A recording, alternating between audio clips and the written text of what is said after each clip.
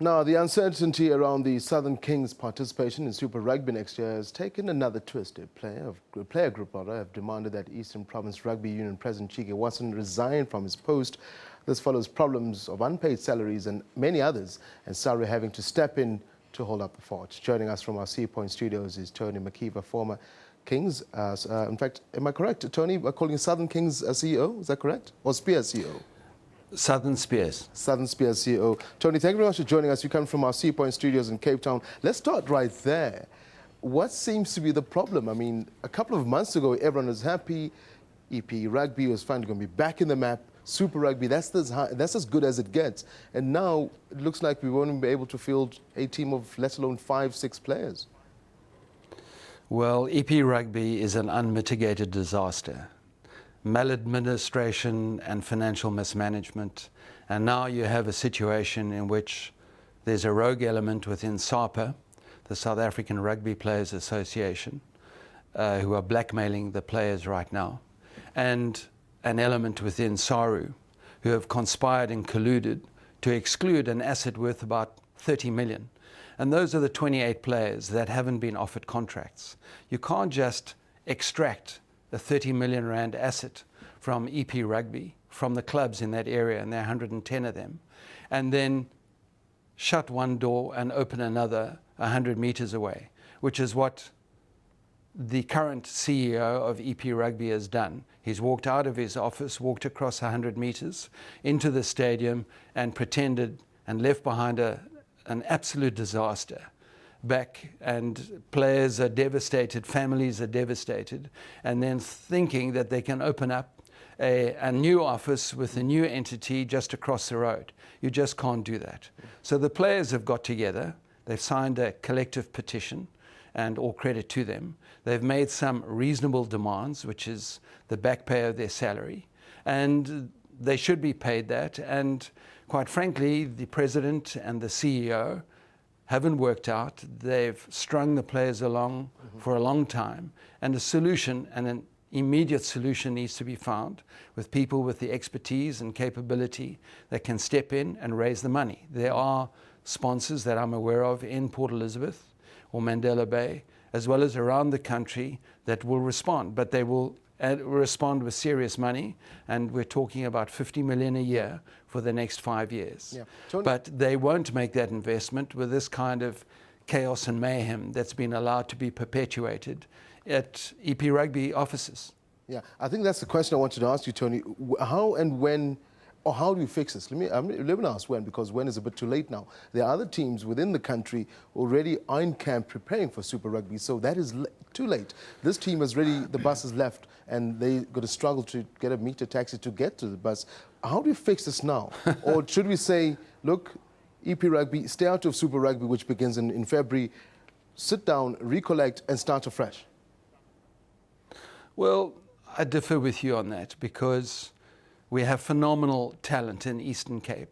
And make no mistake, the Southern Kings comprises all of the Eastern Cape. So you've got a player pool of Border, EP and SWD to draw from. That's a huge amount of talented players. Now, all of those players have been ignored. SAPA have issued letter after letter, flew into Port Elizabeth on Monday. Pete Haymans, the CEO, has made demands on the players: you sign or else. Well, you can't offer some, and all of those EP Rugby players were contracted. So you can't offer some and not all. So I know that the players are putting a collective interdict together to be served on SARU and EP Rugby within the next couple of days. So to fix this, one needs players. Players are the asset of a Super Rugby franchise, and there are sufficient talented players that can be derived from that area. There just needs to be a competent management, a competent administration that can get the job done. Clearly, the people in existence right now can't get the job done, and they haven't got the job done, and the situation has spiraled out of control. So a quick fix by just opening up across the way is not going to fix the situation. Yeah.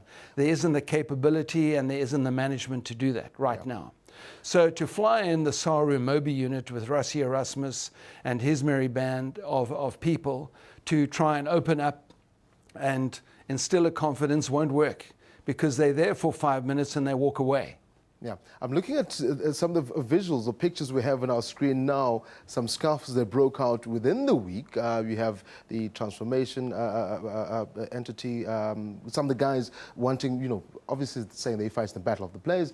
As you see some of the players right now walking into that meeting that they had last week, handing over that sort of memoranda to EP Rugby.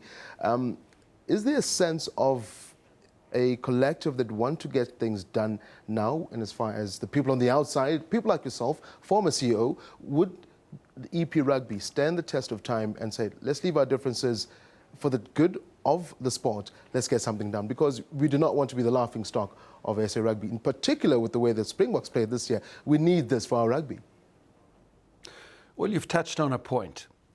It is my understanding that these individuals that in Port Elizabeth, firstly, you don't padlock your gates and lock your players outside of the offices. You don't do that. You don't separate player spokespersons and separate them from the players. It's all or nothing, and you've got to be transparent. The current administration wasn't transparent.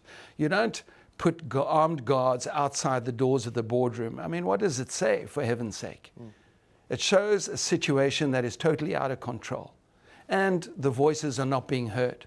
So yesterday they padlocked the gates to exclude people and the media from a transparent exercise in which the petition was handed over to Cheeky Watson. Today, a memo goes out that the offices are closed till the 12th of January. Now, I ask you with tears in my eyes, who does that? This is a situation where people are burying their heads in the sand, and quite frankly, they are bringing the game into disrepute. Yeah. And this will tear rugby apart across South Africa. Tony, in fact, whilst we're speaking of that, a short while ago, some of the former rugby players and I think some of the people from EP Rugby obviously concerned about raising funds for those particular players. I know that the Red Army Fund has been... there's an account, I'm going to ask our director to put that on screen as well, for people already asking followers of PE Rugby, or EP Rugby rather, to donate, make donations for that. How much are we talking about, Jane, as far as to just standard to get these players in December, in Christmas, to get food on their families' tables? Well, listen, it's a magnanimous gesture by the King's Red and Black Army. It really is. And it shows the kind of grassroots support that these young men have. In my view, it is a charitable exercise, but I think it's futile. I think it's magnificent that people are rallying to this call. But quite frankly, this can be cured by the president of SARU in 24 hours. And this item should be on the agenda for approval on Friday, in which there's a proper intervention with the proper people, with the proper amount of funding that can step in, and all of the current players that are contracted continue into the Super Rugby franchise. You can't be selective. Yeah. Now what is happening, there are racial divisions. I do know that the black players in Port Elizabeth are standing firm en masse, and they refuse to sign. And a number of the white players have been coerced into signing, and that's a ridiculous situation. So SARU, whoever they are, those individuals are, and SAPA are trying the tactic of divide and conquer, and it's just not right. Yeah. It flies in the face of labour relations. And in fact, I'll tell you this, Tabiso, that this also flies in the face of World Rugby Rules and Regulations 4.9.1, in which a union cannot approach a player without that player being released from the union. Yeah. None of those players have been released. Yeah. Tony, let's wrap it up now. We've got literally a minute left. I do not want to say the future looks bleak, because I'd like to be positive with this. How do we fix this? And I know you've already pointed at a couple of factors. How do we fix this and make this good and try and get a rugby team out there, at least come January the 12th? The gate must open. Well, firstly, you don't close the doors and say we shut for business till the 12th of January. A task team must be nominated. I think there needs to be an immediate intervention by the president of SARU, Regan Hoskins. He needs to put the competent people around the table. I'll put my hand up. I'll volunteer. I do know the individuals that can step forward with that money, and that can be done within 2 days. And this can be approved by the right bodies, by EXCO and by SARU's President's Council. Not some ragbag rogues gallery that feel that they can defy everything. And quite frankly, the EP rugby clubs need to participate. They need their voice to be heard, and they need to participate in this. This is their asset as much as it is Borders and SWD. Tony McKeever, former Southern Spears CEO, thank you very much for joining us right here on SABC News on Prime. We hope, well, hopefully things get better and EP Rugby does stand back on its own 2 feet, and we'll hopefully seeing them come Super Rugby next year.